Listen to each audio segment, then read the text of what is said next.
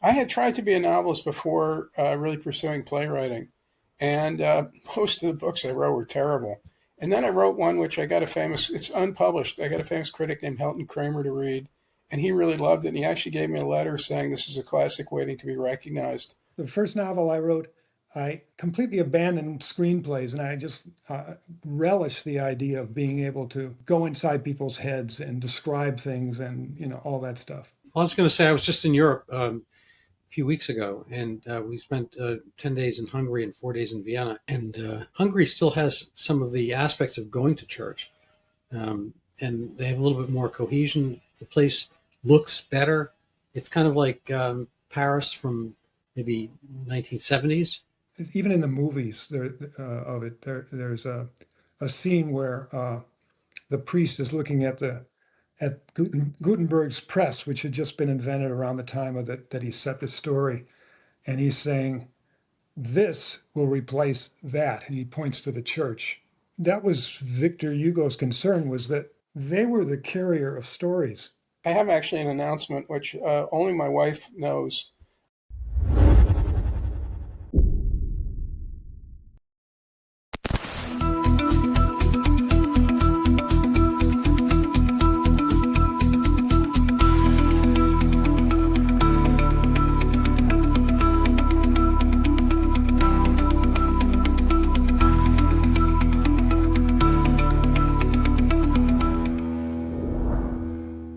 I'm Dr. Randy Bach. I'm honored today to have with us David Angsten and Jonathan Leaf, authors who have written on the topic of kind of LA noir, as well as maybe other things, multiple other things in each of their cases. And they're both friends of mine, and I thought we'd have them on together. I don't think they knew of each other, but there's certain overlaps, and maybe they can discuss their most recent books. We'll go alphabetically. We'll start with David, I guess. So, David, tell us a little about yourself and your latest book, The Medievalist, and how things came about, how you chose that kind of topic, and what's been the response. Well, I've been in the film business. I was in the film business in Chicago, and came out here in '89, and kind of started over again. I had been doing documentaries and corporate films and commercials and that kind of stuff in Chicago. And I came out here and started working my first jobs were as the person who writes coverage for scripts. You read scripts. Nobody wants to read scripts, so they farm them out to the usually people just out of school. I was a bit older by the time I came out, but and it's interesting because essentially it's the first gate you have to get through with a script, and here you are giving it to somebody who's 20 years old, 21, 22. They're like have enormous power, and as to whether your script gets seen by anyone or not. So I did that for a while, and then I started working for producers, and I ended up at a company that has made a lot of features and so on, and I work with them mostly in development, working with the writers and so on. I had been writing scripts in Chicago, and I continued that here. That's mainly what I was doing, was writing scripts. And Well, thank you, David. Hold on 1 second. So, sorry to interrupt there, Jonathan. You're obviously the other side of our country. You're on the East Coast. You had an LA concept as well. Both of you have LA noir books. City of Angles is yours, which I think when I interviewed you about it, I mistakenly said City of Angels. Google does the same thing, corrects my City of Angles to the City of Angels. And David wrote The Medievalist, and they're both captivating books. I recommend people go out and purchase them. They're great reads. So, Jonathan, tell us a little about your journey to LA Noir. Well, before I do that, could I just put in another plug for your wonderful book about Zika, which really uncovered a great falsehood which is this Zika hysteria, which I think you demonstrated was largely invented, that there was, in fact, a pattern of people being infected by what was essentially a variant of dengue fever, but was not really a new ailment and certainly didn't produce this microcephaly that was claimed. So anyway, just wanted to get that. I'm grateful to be here. And I read David's book and enjoyed it. I actually had a question for David I wanted to ask before talking a little about myself. I will do that. David, was this an idea? Was your book in part an idea for a screenplay? Because parts of it read almost like a teleplay or a screenplay. I tend to write like it's a screenplay, and I deliberately did that with this. I put it in present tense, and it's very much like watching a movie when you read it, I think, except that you can do all the things an author can. A novelist can, which is go inside people's heads, and which was very freeing when I first started writing novels after writing screenplays for years. And brings me to a question I want to ask you, which is, I thought, you worked as a dramatist for years. Yeah. And writing for theater, which is all dialogue. And then you wrote a novel where there's very little dialogue. I thought that was really interesting. I think it works great without it, but I was curious. I felt like you must have felt like I did. The first novel I wrote, I completely abandoned screenplays, and I just relished the idea of being able to go inside people's heads and describe things and all that stuff. And I just wanted to do that similar. I had tried to be a novelist before really pursuing playwriting, and most of the books I wrote were terrible. And then I wrote one which it's unpublished. I got a famous critic named Helton Kramer to read, and he really loved it. And he actually gave me a letter saying this is a classic waiting to be recognized, and comparing it to Portnoy's Complaint and Catcher in the Rye. And I showed it to people, and a lot of people thought, I have a Gentile name, but I'm Jewish. They thought the book was kind of anti-Semitic, and they didn't really know how to interpret it.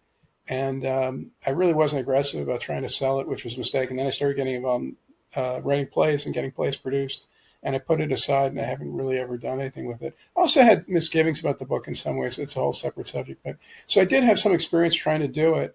And, clearly there are people who can write novels, as you did, which are really dialogue forward. This can sound like a very odd comparison. I don't know if you know the writer, Ivy Compton Burnett. But, she wrote novels that were, to a large extent, dialogue, and that were very effective. And I thought your dialogue was very lively, and it really felt like it was written for actors, like for TV actors and maybe for a TV show. And you could see how it could be definitely adapted for a TV show, especially with the paintings and everything else. But that's not the approach I took, because I wanted to move you can tell, let me qualify about what I was about to say. I was going to say it's hard to move a story along in terms of plot that rapidly with dialogue, but of course many people do. And you did. Thank you. Yeah. So Jonathan is kind of a great intellectual, and he's doing a series on intellectuals, as a matter of fact, philosophy. And how are you kind of wrapping up that foray? I have no idea. I only started doing it because my publisher asked me to create a Substack to kind of build audience. I have a book. I have actually an announcement, which only my wife knows, which is the first part of the announcement is not an announcement. I have a book coming out on October 14th about human evolution. The announcement is that I found out about 35 minutes ago that the first review came out from Publishers Weekly, and it was extremely positive. So when I get some time, probably on Monday, I'll send out lots of notices to people about that using this thing Substack. So that's really why I started doing the Substack.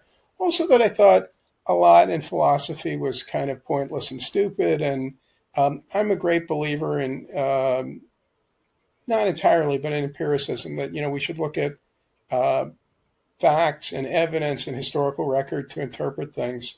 And philosophy often doesn't do that. In fact, it generally doesn't do that. Most philosophy has been based on what they call a priori thinking. You know, you just come up with an idea and then you try to demonstrate it logically, which I think is not a very good way to come up with ideas. Um, uh, this is kind of getting away from the subject of these two LA Noir novels. But about this book that I have coming out, a lot of it's about why people readily accept false ideas. And I argue that this reflects human evolution. It reflects our sociability and our need to be social and our need to cooperate. That's made us very different from, for instance, chimps and gorillas. And I hope people will take an interest in the book when it comes out. But in a sense, LA is kind of like the perfect example of this. In LA, everybody is kind of living an existence based on what everybody else thinks. Everybody's concerned with what everybody else thinks. And there's a huge element of fantasy and deception. And sometimes the deception is very open. It's interesting. You know, David was saying that he'd written coverage for years. I've had friends who've told me, I've heard stories like this.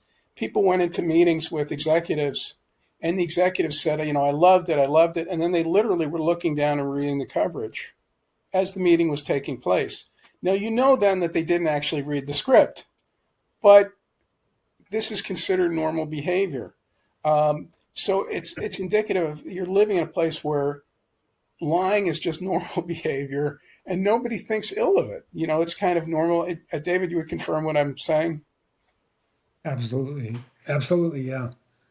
Um, I was thinking, your novel kind of explores Hollywood in depth through all these different characters.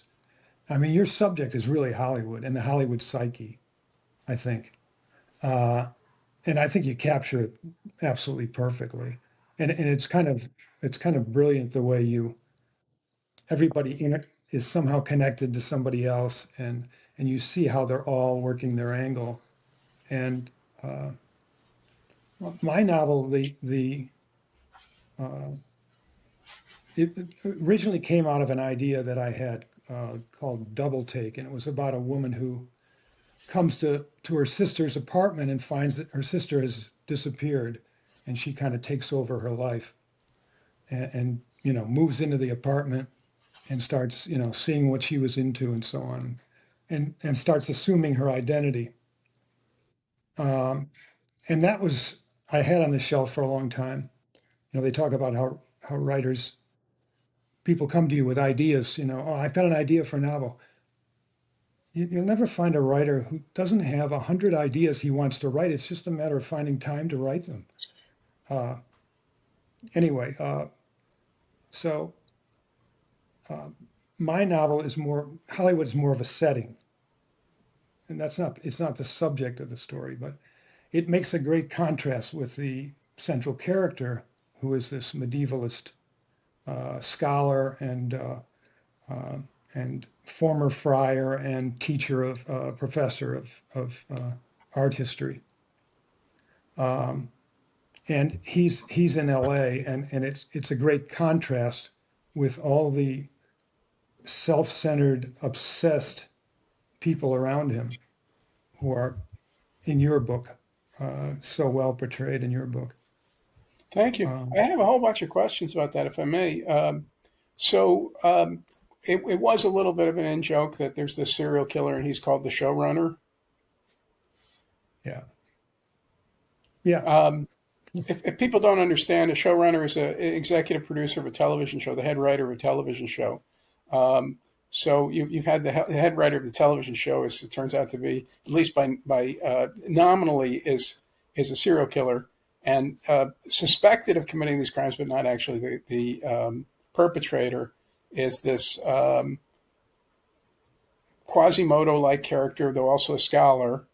Um, Another question I had to ask you was, are you religious? Because one of the really interesting things you did was you contrasted this religious character with this entirely secular world. yeah, exactly. That was intentional. My last book, you know, I've written 3 books before this, a trilogy, and uh, each one kind of explored a different mythology or religion. And this was my chance to go back to Catholicism, which I grew up with. I had 8 years in a Catholic grammar school, and was indoctrinated into that. And then I drifted away from it and got into Buddhism and all these other things, which was very popular in the 70s and 80s and so on. It's still popular, but I find them kind of lacking.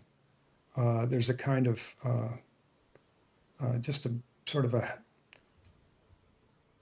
just wanting to see the positive of everything, the joy, and then ignoring all the dark aspects of the human mind and the human person, which I think the Catholic Church deals with in such a spectacular way. I mean, just through centuries of working out these issues, and the scholars that have come through the church, and how the teachings have evolved, and so there's a very it's much more even-handed, and it's much more truthful, I think.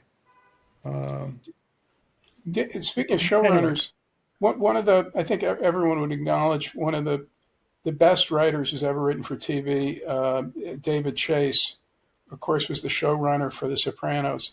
And they did a documentary about him and about the show on HBO, which I saw. And he said a fascinating thing.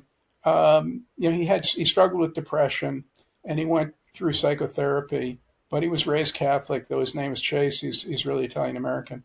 And David Cesari. Is that his real name? Giselle. That's his real name? Oh, I didn't know Well, that. I think that's the family name. I don't know who changed it, but it's Caesar with an E at the end. Cesare. That's where they came with Anyway, Chase. he said that he was contrasting confession with psychotherapy. And he said, in all the years that he went through psychotherapy, nobody ever said to him they never said to him even once, the action you're taking is wrong. Exactly. I thought that was fascinating. I never heard that point made before. He said, psychotherapists, of course, they're being paid by you, so they don't want to, do something that's going to turn you away from them. But he said, you go in for confession, and they're often telling you, don't do that. And he said, Yeah. You don't get that message in psychotherapy. And he wasn't saying, he thought psychotherapy was worthless or hadn't been beneficial to him, but he was saying you got something out of confession that you simply didn't get from psychotherapy that was important. Yeah. There's a famous bit by Bob Newhart, one of his eponymous shows, I guess, where he's the psychotherapist, and a woman comes in and she's, got an obsession or whatever, and she's been to, 1,000 therapists, and, and he's like, don't do that. Basically, she's like, no, I want to talk about it. She says, no, just don't do that. Anyway, he kind of berates her, and I think she stops doing it because he berates her. It's like, don't do that. Stop doing that. She wants to talk about, the thing, and he just wants her to stop. Well, there obviously are psychotherapists who will do it. I mean, I once heard Dr. Ruth on a radio program. A man called up and he said, I dated this woman, we broke up, and, I started seeing her daughter, and I think that we have a lot of chemistry. And Dr. Ruth just said, no. She did that. She said, no, you cannot see her daughter. But obviously, this is a problem. Was his name Alan Konigsberg? You know who Alan Konigsberg yes, is? I got that, Woody Allen. Yeah. No, but, there is this problem with psychotherapy, leaving aside that there's no spiritual dimension. There's no Thomas Aquinas there giving you, an elaborate philosophical basis for determining whether your actions are good or evil. But there's also this further problem, which people in the secular society don't want to acknowledge, that you're paying the person to give you advice about how to go about your life. Well, that person has to spend a lot of their time telling you what you're doing is right. And I think it's actually notorious about, this is a part of Hollywood I never saw. I did live in Los Angeles briefly. But I never saw this part. But there's this whole phenomenon of like former rock stars or retired rock stars who live in Beverly Hills or Malibu or whatever, and they go to therapy 2 or 3 times a week, and they just talk about themselves. And you can't believe that any of these people are being told, you're wrong for leaving your third wife. You shouldn't be having an affair with this 18-year-old groupie, blah, blah. I doubt they're ever hearing much of this. Yeah. Yeah, there's no sense of shame. There's no sense of guilt. It's like, I remember a friend of mine who was going through psychotherapy, and one thing he came out with was, no guilt, no guilt. You don't want to say that. And we've kind of lost it. And it's all, oh, that's the church. That's these obsessive priests and so on. And it's not. It's a necessary thing. I mean, you know, I was thinking as you're talking about these characters of yours, they're all engaged in a kind of sin, which sin, if you define sin as a obsession, a kind of one-sidedness, a blindness, blind ambition. They rule out everything else. I mean, they let their families go to the wayside if it's in their pursuit of this one thing. And anyway, that's what I kept noticing. Yeah. No, it's interesting. When the reviews for the book came out, and they were very flattering, I'm grateful. But one thing that I heard, we saw repeatedly in reviews, including a less laudatory review in National Review, was people focused. One of the first scenes in the book, I think it's actually the second chapter. This young woman discovers kind of classic noir trope. She discovers a dead body in her trunk, but she has this big audition for a film. So she decides, well, I've got to go in for the audition, and then I'll deal with the dead body. I'll call the police afterwards. And a lot of reviewers really thought this was strange behavior, and they thought this was, like a very notable aspect of the novel. But anyone who's worked in the entertainment industry and lived in Los Angeles will tell you, no, everybody would do that. I mean, 98% of people would do that. There's nothing abnormal about that. That's what you're expected to do. And actually, think about it. Exactly. There's really nothing. The guy's already dead. I mean, you're not going to bring him back to life. Yeah. But especially reviewers who, many of them living in the heartland where, are not so shameless. There's not such shameless ambition. They were like, what? This is astonishing. Somebody said, no, that's normal behavior in Los Angeles. Yeah. Yeah. I mean, I think actors act, they take on a role, and they, there may not be a there. There's a Kurt Vonnegut story I love. I don't remember the name of it, but two young people, they meet in roles, and they're playing a play, and they fall in love because, let's say for argument's sake, they're kind of playing the Romeo and Juliet type role, whatever show it happens to be. It's not that. And they fall in love, and they have beautiful, moments together, and they kind of cite their lines from the play when they're, over dinner, and then the play ends, and they're just kind of like, deflated, those things in front of the car dealers. I mean, they're just kind of like mentally deflated. They have nothing to say to each other. And then, of course, they just join another play. But there's this kind of aspect of whether there's any there in the Gertrude Steinian sense of are people, they absorb their roles, and they've kind of fine-tuned themselves to be these barometers of feelings, but are they able to process their own? Are they just Geiger counters, or do they have, their own soul, their own mechanisms? Well, I think, their identity their identity is almost entirely based on what other people think. I think you said something like that earlier, Jonathan. Yeah, both David and I'm sure David maybe even more than I, but being in theater, we've known enormous numbers of actors, some of them quite well, and there's a huge range in the people who get into acting and why they get into acting and how serious they are about it. you often find the people who are not that successful at it are often much more interesting people and less career oriented. But there's a huge range, and so you have to be really careful to generalize. But I happen to think, by the way, I should just mention this before I quote Richard Burton. I happen to think Richard Burton was an unbelievably overrated actor. I do not think he was a good actor. I think he was a bad actor. He was a ham actor. He had many of the great qualities of a movie star. He was utterly compelling. He had this amazing voice. He was very charismatic. But I don't think he was a good actor. But he was a fascinating person. He said a lot of very quotable things. And one that I'm very fond of is he said, what can you say about people whose nightly happiness depends upon the applause of total strangers? Ratifying what David was just saying. So it's a very odd occupation. And even if people aren't that way when they first get involved with it, and sometimes people get involved with it simply because they're told they're attractive and they should act. But the more you're involved with it, the more it genuinely becomes the focus of your interest and activities.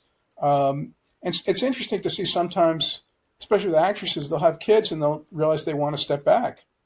But there are also people who they're chasing that success, that fame throughout their lives, and it becomes pathological. I had a friend who was William Buckley's secretary. He was a former actor. And we were talking once about Loretta Swit.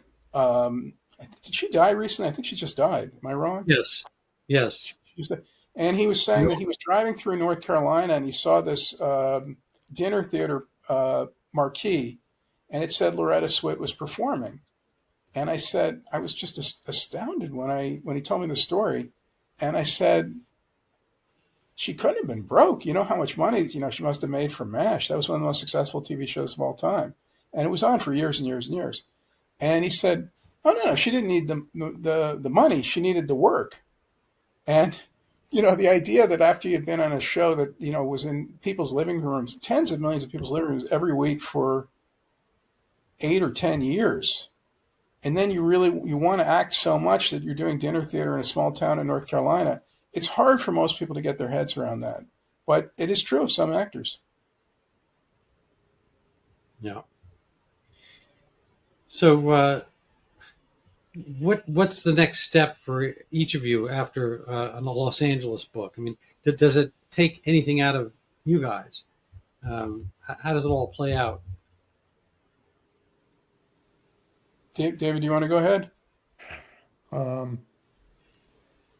Well, I'm supposed to be writing a sequel to what I just wrote, and it's sort of set up for a sequel. And I just have to talk myself into it because it's there's a thing about writing. It's so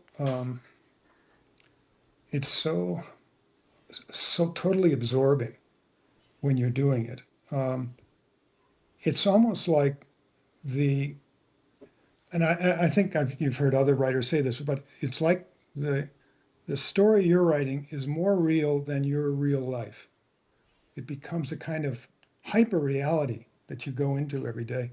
Hopefully, it's the same for the reader.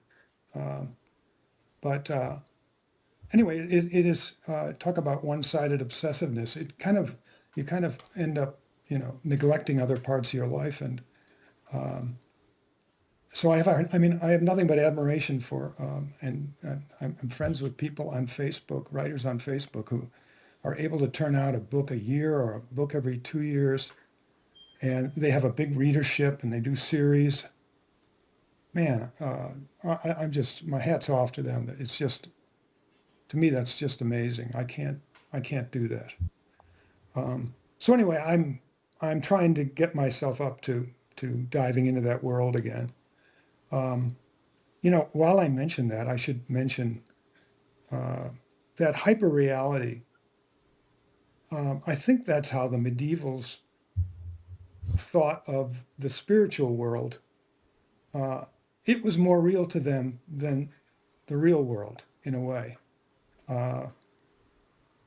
Everything was seen through that world, at least the people who, and most people were in the Middle Ages. I mean, part of the reason I got into I introduced the medieval idea was we live in such a divisive culture right now. And I sort of envy that, at least in Europe, there were plenty of wars and plenty of conflicts, but they had a basic value system of Christendom, basically. And I know I'm talking to two Jewish people here, but that probably are not that crazy about the history of Christianity. But at least it was a unified worldview, and so people could agree on basic things like chivalry and they knew what they honored and what they didn't. Anyway, I'm rambling. Well, I mean, you know, I was with a professor friend of mine the other day, and also of member of our tribe, my tribe, and he's calls himself like a kind of a Christianity tree hugger. He's totally involved with and enamored of Christianity. And I follow Andrew Klavan podcast and whatnot. And he started out, similar background to mine. New York City, Jewish, and he's a Christian avowed. And I listen to his podcast once a week. So I have an affinity for Christianity. I think there's been clearly, the greatest flowering of civilization under that aegis, to varying extents, varying places and whatnot. But places where, they kind of lose, let go of the rope are places that become dissolute. We see this a lot. And I think we're seeing kind of maybe a veil of a dark age coming over Europe right now as it loses its faith. But, I think arguably, it's one of those things. Kind of the question I wanted to, before I got into this little, dead end, as it were, is the medievalist? Everyone talks about the Dark Ages. Were they dark? What age was it, and how much did you have to tune into your own medievalist concepts to access his?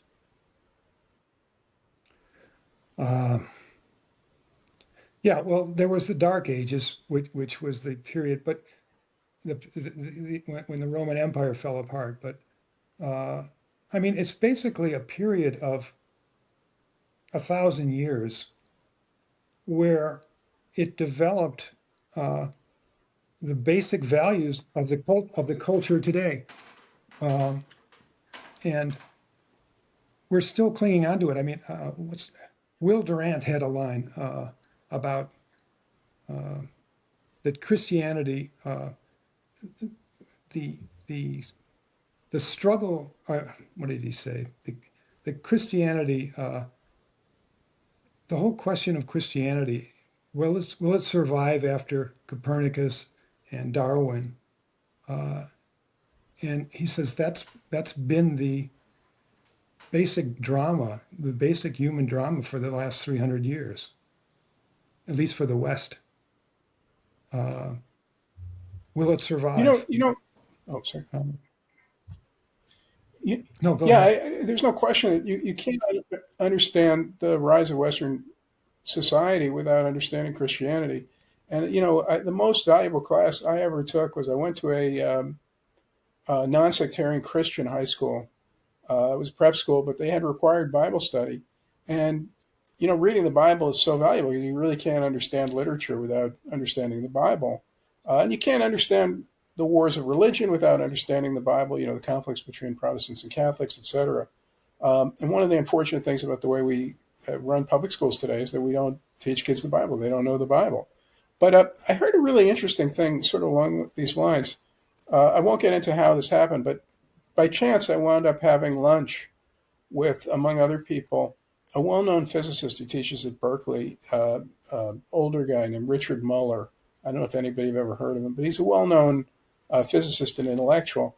And he said an interesting thing, which is not often said. He said, for most of Western history, you really can't talk about Christianity as a belief system. It was just the truth.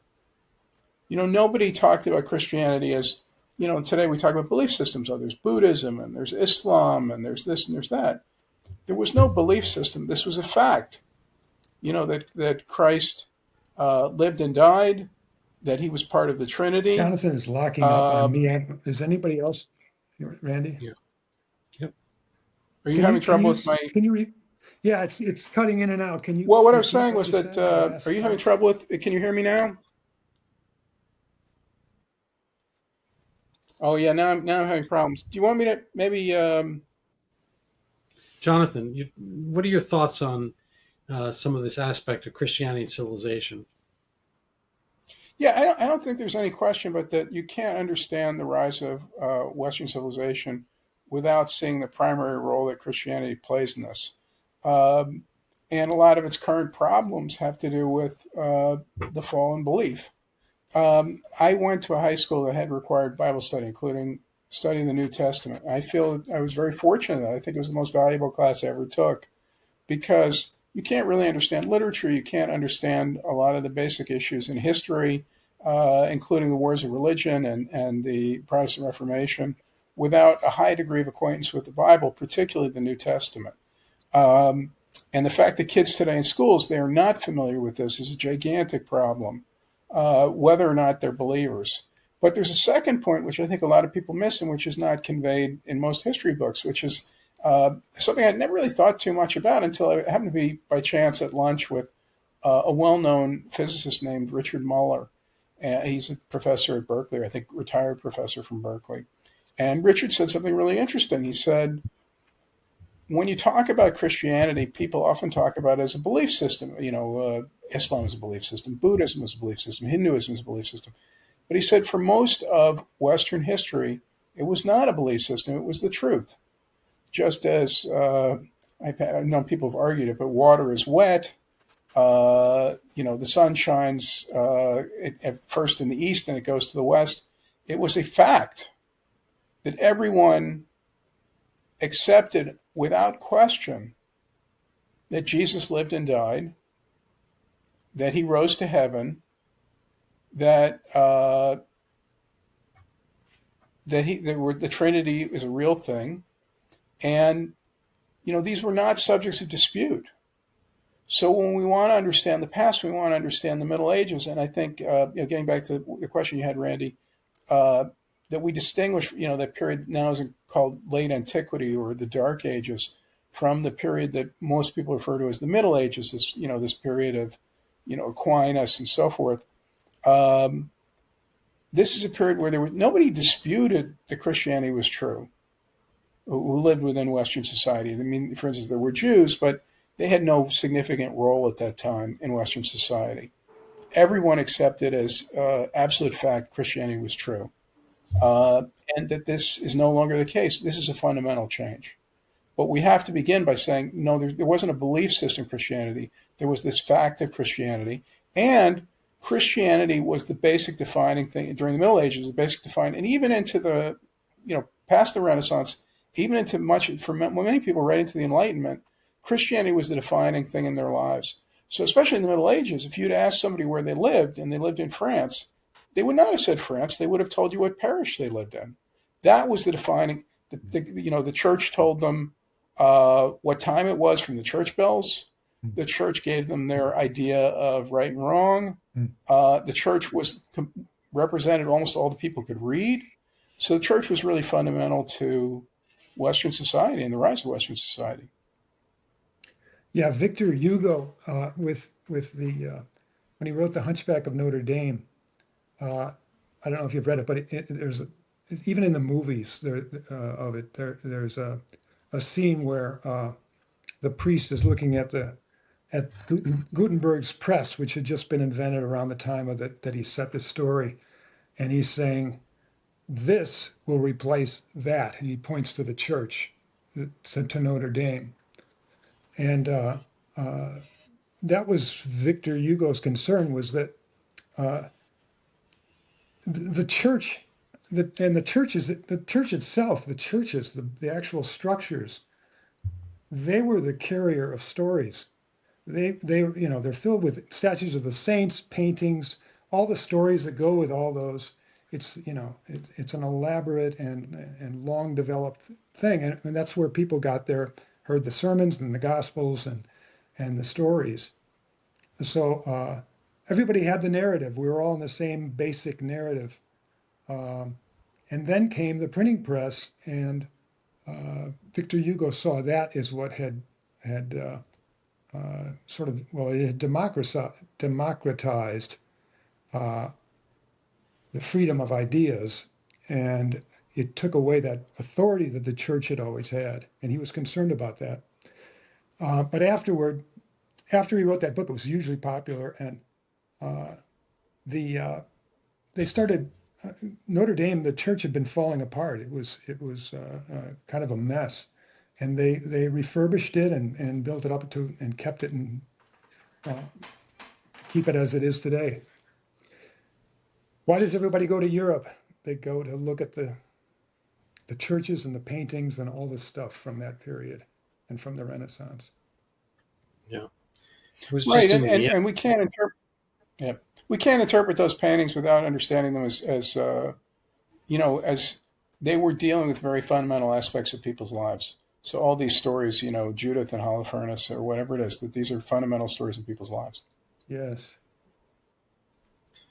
I was going to say, I was just in Europe a few weeks ago, and we spent 10 days in Hungary and 4 days in Vienna. Hungary still has some of the aspects of going to church, and they have a little bit more cohesion. The place looks better. It's kind of like Paris from maybe 1970s. There's parts of it that are kind of physically not as made up cleanly as Vienna is, but there's more integrity of what it is to be a citizen there than a lot of other places, which seem to have fallen into what I call Venice syndrome, which is kind of a Disney world aspect where you have the makings of a place, but they don't have the people. So people are visiting. There's more visitors than citizens. They on the other hand, in the Kunsthistorische Museum, whatever, the art history museum in Vienna,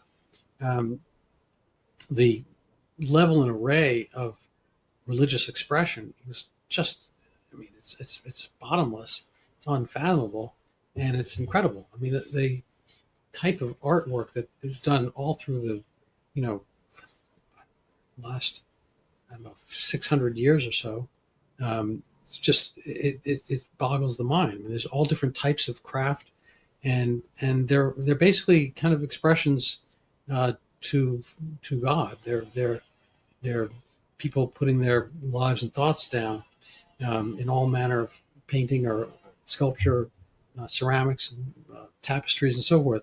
It seems to be very much the occupation, and it is kind of what people go to see. And I'm not an expert on this stuff, but the various regimes that were in Vienna, the Habsburgs, I mean, they represented the church, and they became part of the I guess the essence of the Holy Roman Empire.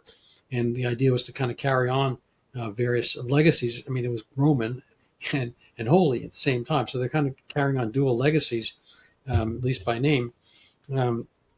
And whereas you kind of see the pale reminders, somebody like King Charles, I saw it yesterday. It's a meme, but he's got blue hair and a keffiyeh, and that's kind of like what the king is. It's not really representative of the people.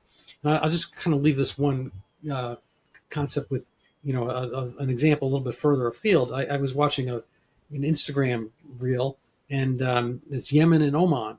And maybe the names have something to do with each other. It's probably the same name pronounced two different ways, Yemen and Oman. But it's basically the same people ethnically, and they're both on the bottom piece of the Arabian Peninsula, east for Oman and west for Yemen.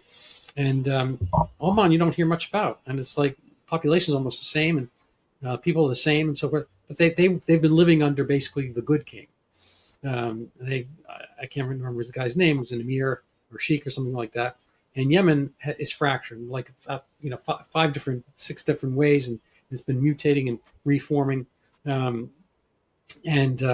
fracturing again. So we're the total upheaval and destruction and whatnot. But it's sort of like a heaven and hell kind of thing. Neither one is has what we consider constitutional representative democracy or whatever. They don't have these institutions and whatnot, but they do have kind of the good king and the bad king. And I think that's something that followed through in the essence of some of the leadership that happened, that people felt they were, I mean, there's divine rule. Nobody really wants that. But a lot of times the rulers took it upon themselves to be better than they were otherwise, to work up to the divine and to work according to the teachings of the church and be good to their citizens and whatnot. And that's, something it seems like that's missing from a lot of more secular leaders we have, who kind of hate their population and don't want to embody it at all. I mean, look at Ireland and a lot of other places, which, they seem to be on a momentum push to, humiliate and debase and disappear their own peoples. I mean, it's just kind of a, I don't know, this may be a little far afield from where we started, but I wonder if either of you want to take up that mantle. Well, just tangentially, I wanted to refer to something about that. It's something that neither David nor I really addressed directly in our books. Maybe David, in a way, addressed it in that his central character does some work as an Uber driver. But one of the peculiar things about Los Angeles, and I only dealt with this tangentially, and I guess you could say he dealt with it, and that one of the characters is the Uber driver. Los Angeles, in some ways, is a little like, I've never been there, a city like Johannesburg, South Africa, in that there's a very wealthy elite, and then there are a lot of people who are, I don't mean figuratively, but actually they're servants. If you come from a city like New York or Boston or Philadelphia and you spend time in LA, one of the things that startles you, maybe it doesn't startle you, but really forms an impression on you, which I think people in Los Angeles stop even thinking about, a huge proportion of the population of the city is composed of impoverished immigrants or their children. And so people who really, well, just to refer to that in a way that's kind of tangential, neither David nor I really addressed this directly.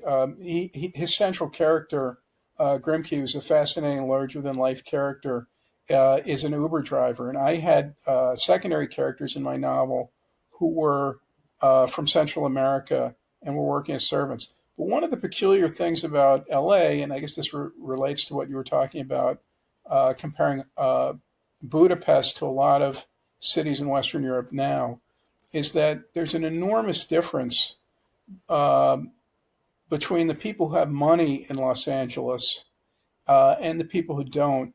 There's enormous inequality, and much more than you would see in a city like New York or Boston or even San Francisco.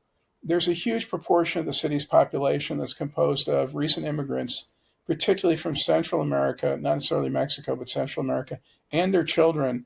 And they work as servants. I don't mean figuratively. They literally work as servants. I've actually heard people compare the city in some ways to Johannesburg, South Africa, a place I have never been, but where you have this group of people who are accustomed, white people, in LA it's white and Asians, who are accustomed to having servants. One of the things that really startled me when I moved to LA was that people I knew who were actually white people who were struggling had servants. They had people picking their kids up from school.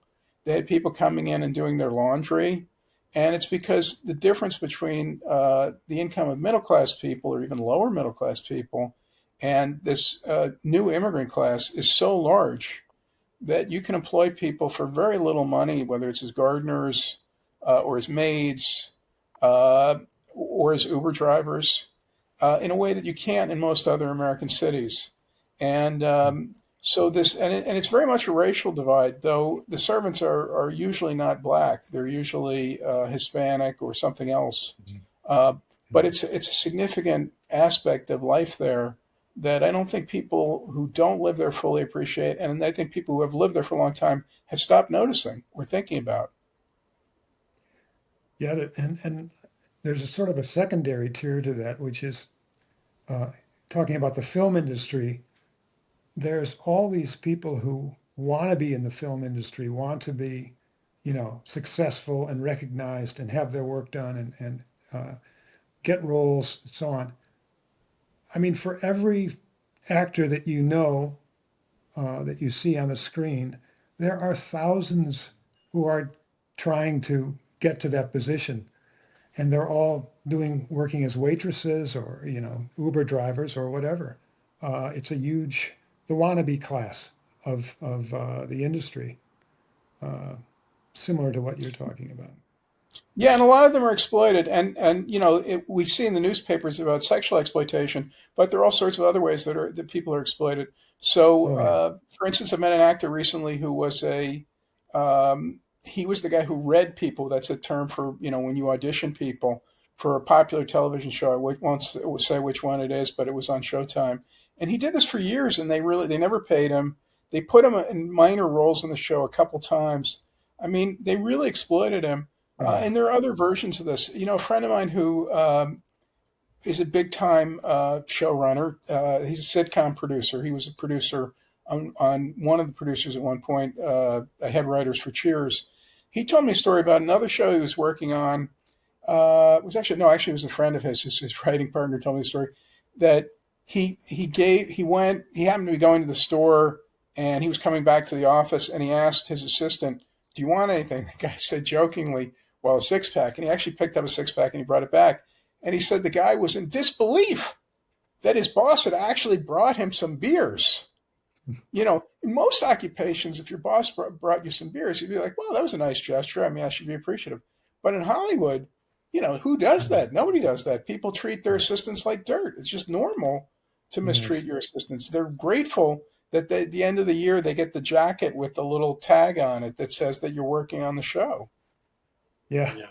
So I kind of would push back a little bit on the word exploit. I think that's bandied about too much. I think these things are transactional. People, I think, implicitly understand that, if they don't have the job and they want to get the job, they kind of have to hang around. I think we all go through various phases of, having to, cozy up to those who have something that we might want attention from or some position. I think real exploitation is chattel slavery. That's exploitation. And you might argue other aspects of that, human trafficking and all that's, kind of transborder stuff. But, if they're indentured servants, I mean, I've heard of like Saudi families that, have basically slaves and whatnot, they can't escape. But, a lot of the things that happen, in LA is transactional. You're not there. You want the role. So you're willing to do, polish a few apples or hang around and do things, kind of on the make, on the take, whatever, kind of read scripts or whatever it happens to be to get your foot in the door. I am a first degree relative, I'm told, by my wife of my younger son. And, he went to USC film school and he's a cartoonist and animator and whatnot. He actually said, "Dad, why did you let me do that? Why did you, it's like, well, you didn't want to do anything else, like ever. That's all you ever wanted to do was cartoon and draw and write and, come up with ideas. And you should have like made me into, whatever, a financial analyst or something like that." But, so because he tried, his ideal was to kind of be Matt Groening, The Simpsons or something like that. And there aren't that many of them, it's like, it's a very limited field. And so he went through that whole thing of, reading scripts and working in the agencies and all that kind of stuff. And he's working on his own, whatever, freelancing, but, he hasn't got a big piece of any pie. But I think along the way, I mean, I've met various of his roommates and friends and whatnot. They all do that stuff. And I don't think that's, necessarily anything wrong with it. I think the apprentice model is not horrible. I mean, you come in and people now, they have some concept of minimum wage, when they start. And I think that is a fallacy. For the most part, don't necessarily deserve like $15 or $20 an hour when you get there. There's a certain amount of like getting acclimated before you're really, worth more than what you're being paid. Anyway, that's a minor. Let me just interject. I mean, to a large extent, I agree with you that, we need to distinguish between chattel slavery and so-called Marxists use the term wage slavery, which is ridiculous because, of course, you can quit anytime you want. And yeah, I think the word exploit is overused. But the way that people are, first, the movie business in particular, and the music business even worse, does attract sociopathic personalities. They really take advantage of people. They're often cruel in their mistreatment. Let me just give you one story, and I'm sure David has 40 or 50 that are much worse. But I have a friend in Los Angeles who he was a pretty important guy. Briefly, he was in charge of production for one of the parts of Miramax. So this is a guy who had some real, and he has some real credits. I mean, he has credits as executive producer on some successful movies. And he got hired by a startup movie studio. And the guy who was financing it said to him, and everybody was working for him one week, he said, "You're not getting your paychecks until you call X and Y people that I know you know. I'm not paying anybody until you do the following things. Your checks will not go through." They were regular employees, but he just thought this was a normal way of behaving. He said, unless you call, let's say it was Harvey Weinstein, unless you get Harvey Weinstein on the phone this week, your paycheck won't go through. That's just not a normal way to treat people. That's illegal. I mean, if they have a contract and that's not part of it, that's right. But that's no, absolutely. And he had a contract, but that's the point. People will behave in cruel and unreasonable ways. Well, if they can, we have kind of an in joke, my wife and I. The answer to any question, we do this over and over again. It's basically the dog. Why does a male dog, why does a dog sit in the corner and lick his paw? We'll call it. And the answer is because he can. Like if you could do that, you would. But you can't. So we have all kinds of things of issues. In the city council, whatnot. Why did the city councilor make this particular ruling? Well, because she could. People do things to the realm and the extent to which they can. This concept of liberty is my ability to wave my arms around till it touches somebody's nose. Well, a lot of people don't really acknowledge that until they get pushback on having touched somebody's nose. So people do things. Why do the kids? Why is there wilding? What I'm sure it's called something else today. Why do kids do that in Central Park? Why did 15 kids beat up 2 people? Because they could, because they can get away with it.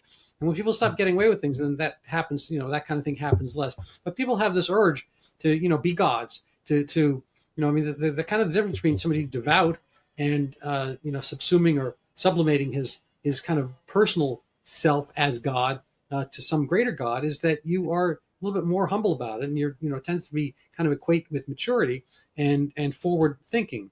The real, concept. I have a book ready to go sort of on narcotic addiction. And people talk about the disease of narcotic usage. I mean, everyone else does. I don't. I think if anything, it's, usually it's a kind of a disease of lack of maturity. You're kind of missing this continuity aspect where and oftentimes the way out of the narcotic thing is to find God. Now, you may not know where to look. You may not have him and so forth. But even if you go through the pretense of it, then you're much more likely to do it. I mean, in Judaism, there's like 613 rules. And what is it to be a Jew? I mean, I don't know precisely. I mean, we do it. I don't do all 613 by any means. But, this kind of the concept that if you do enough of these things, then you will be there because you're in the right place and you'll get visited by the right spirits if you're doing the right things that allow them to come in.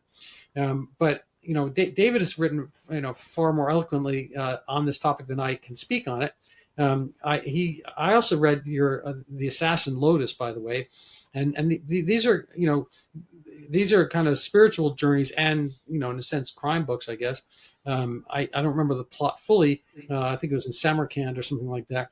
But what's the spirit for you? I guess that would be a question, David. What's the spirit? Yeah, I mean, what's the spirit you want, I guess, in your books, or how do you? Is it something you're dealing with in yourself that you're putting as a template in these books? Are you hoping people, go on a kind of a journey in your books that's not just about, finding the criminal or something like that?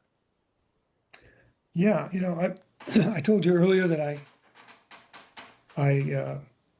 went to Catholic grammar school, and I really pity people who haven't been through something like that because, I mean, despite the nuns and a lot of that stuff that I didn't like, that it infuses you with this sense that there's a spiritual world and that you have a soul and that there's something beyond the material world. And, you're surrounded by all that artwork and all that and the church and so on.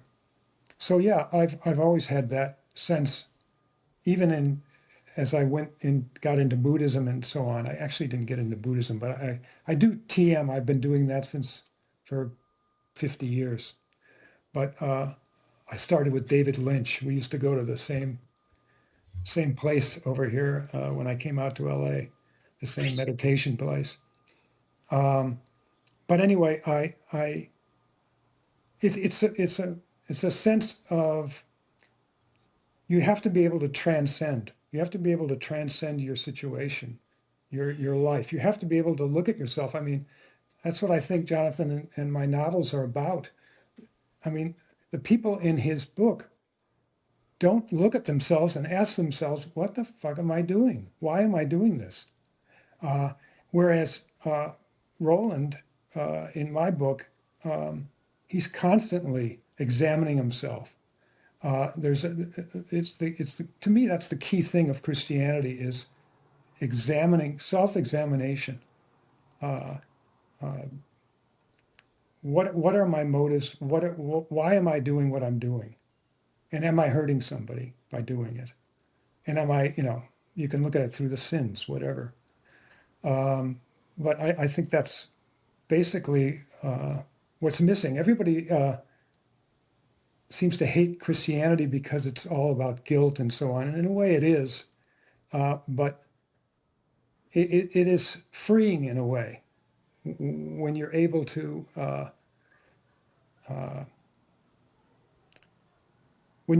see your own motives and you're able to understand what's right and what's wrong, and you don't have to fight it every time.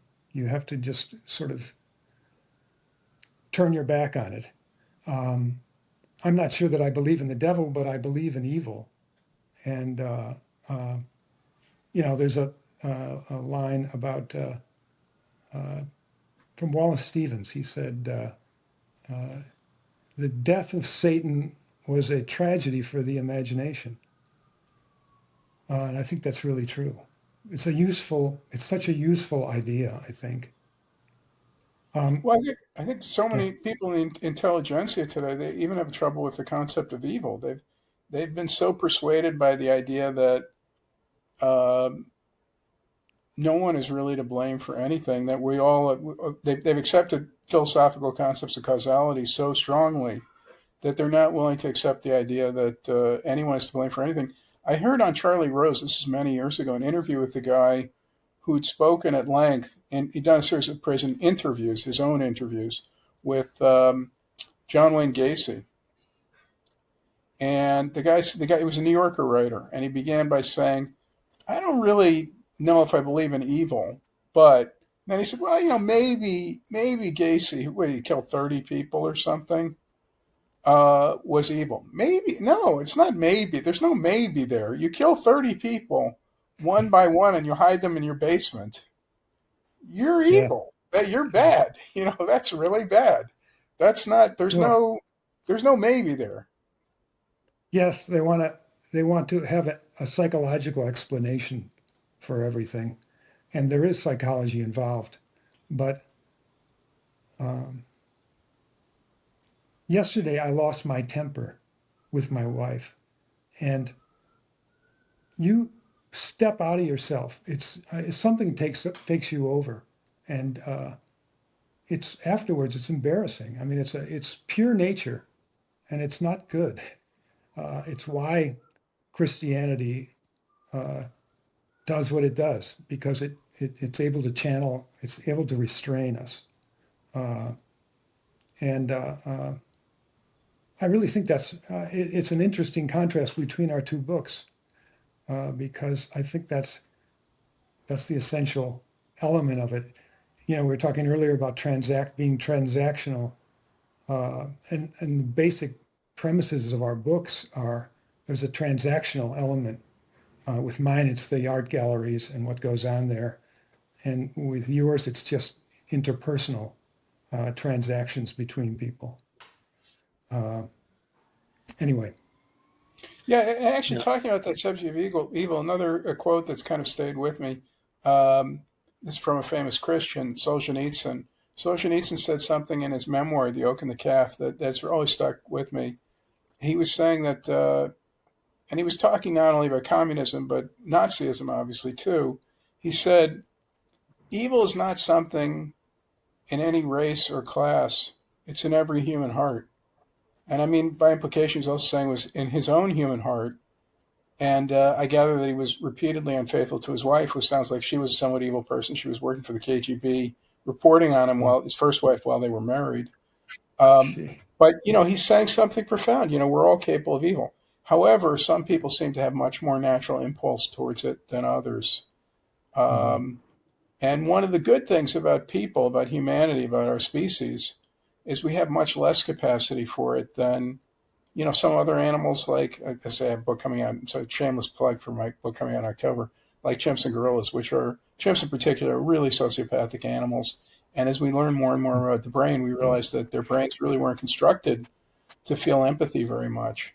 And we do have that capacity, but we also have this great ability to be obedient and to follow trends and, to be preoccupied with status and people liking ourselves. And this can get in the way of trying to do the right thing, obviously. So that's really been great. I learned so much having you guys here. Let me see if I can pop your books up so people can find them. And let's see. So we have Medievalist here. This is David Angsten, and people can find it on Amazon, such as I did. Here we go. Paperback purchased. It doesn't acknowledge that I read the book, but in fact I did. And we have Jonathan Leaf's City of Angles. And eBay as well. You can find it on Amazon. And if people want to go hunt down my book, it's Overturning Zika, the pandemic that never was. And for the same price, you get a picture of me on the cover.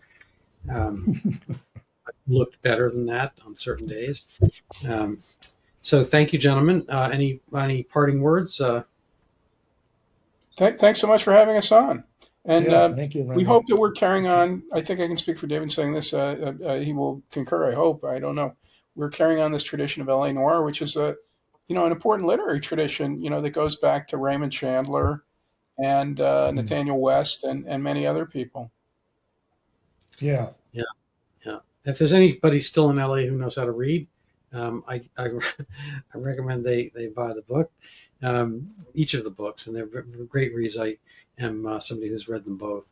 So thank you so much, gentlemen. I hope to have you on soon. Thanks, Randy.